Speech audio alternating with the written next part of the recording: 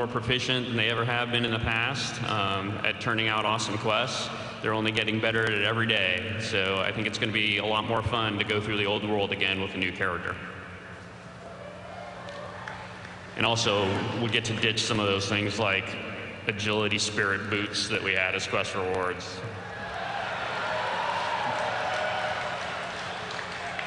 Or at least if we don't, there will be hell to pay. Right. We've got a guild advancement system, so this is completely new.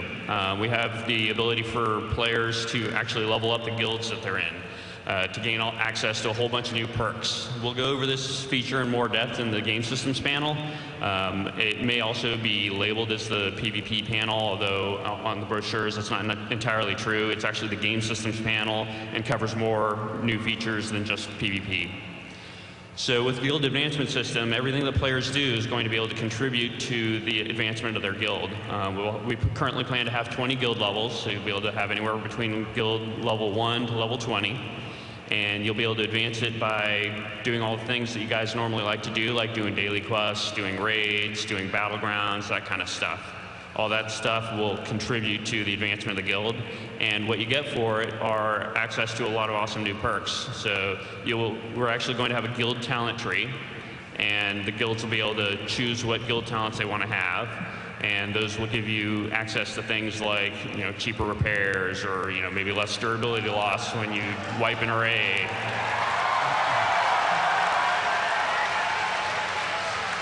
Also give you some nifty new things like mass resurrection, ability to resurrect your guild after it wipes horribly.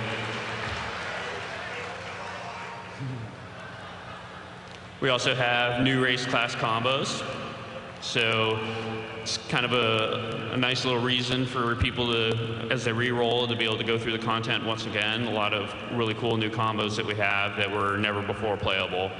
Add a nice breath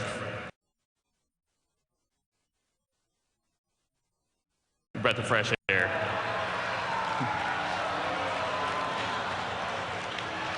So let me just let me be the first one here to say, holy cow. So bad. I'm sorry.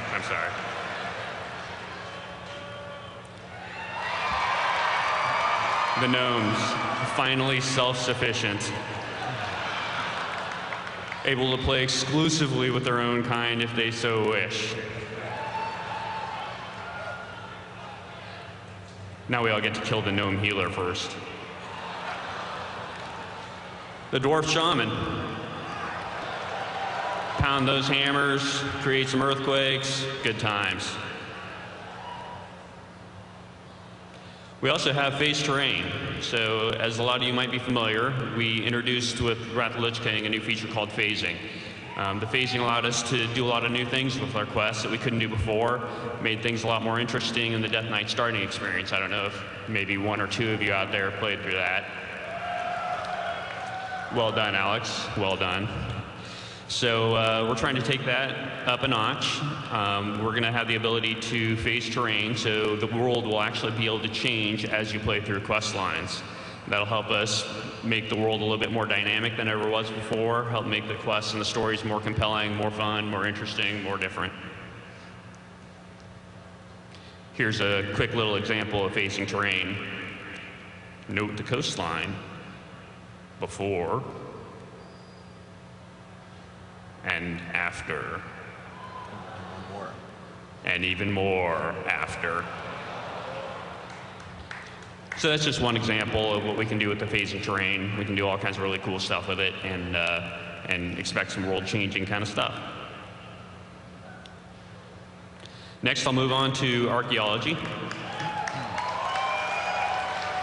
And again, we'll cover this in more detail in the classes, items, and professions panel. But to give you a quick idea for what it is, we've got an awful lot of ruins and things like that in the world of Azeroth.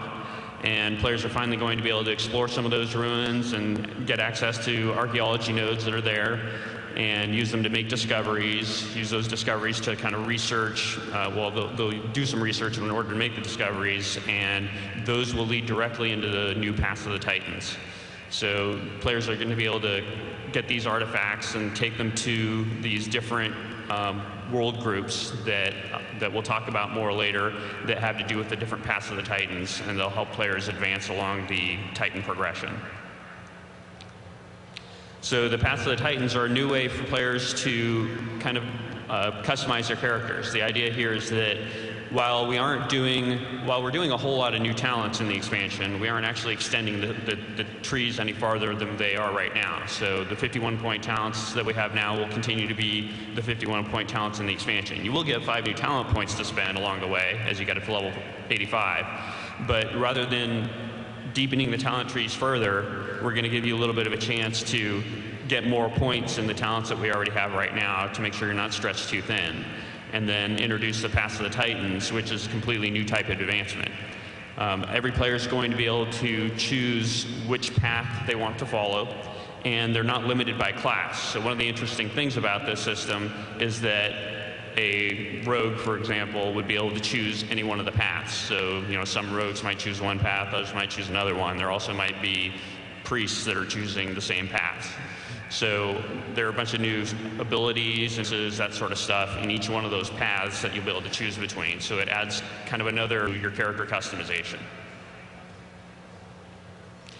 And in addition, we have the mastery system. The mastery system, more than anything else, is a way for us to prune some of the complexity out of the talent trees that we feel, doesn't really need to be there. There are a lot of talent, much stuff put in them. They were talents that we made because we thought they'd be cool and fun, but because they didn't increase your character power very directly in a tangible way, like increased damage or increased healing, the talents tended to not work out.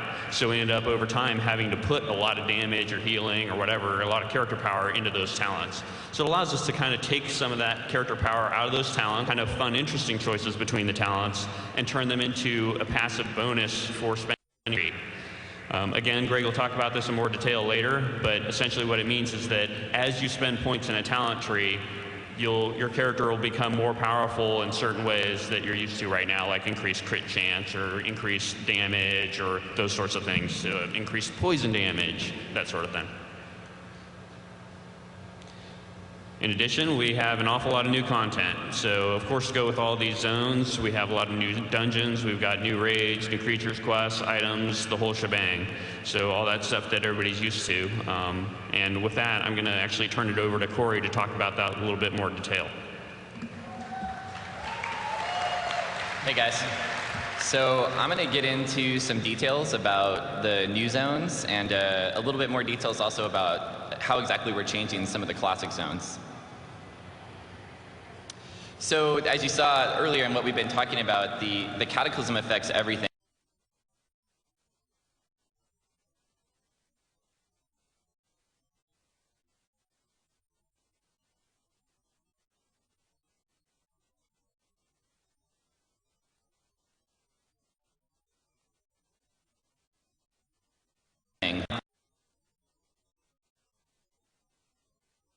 New zones that are basically level up zones that are going to get you to our new cap of 85.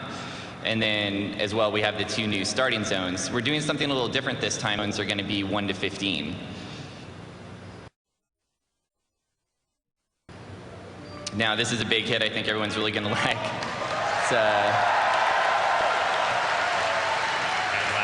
You're going to be able to fly everywhere in Azeroth now. We're planning no restrictions, no not flying over Wintergrasp anymore, none of that. You're going to be able to go wherever you want. Yeah. So as I was mentioning before, we have different scales of change.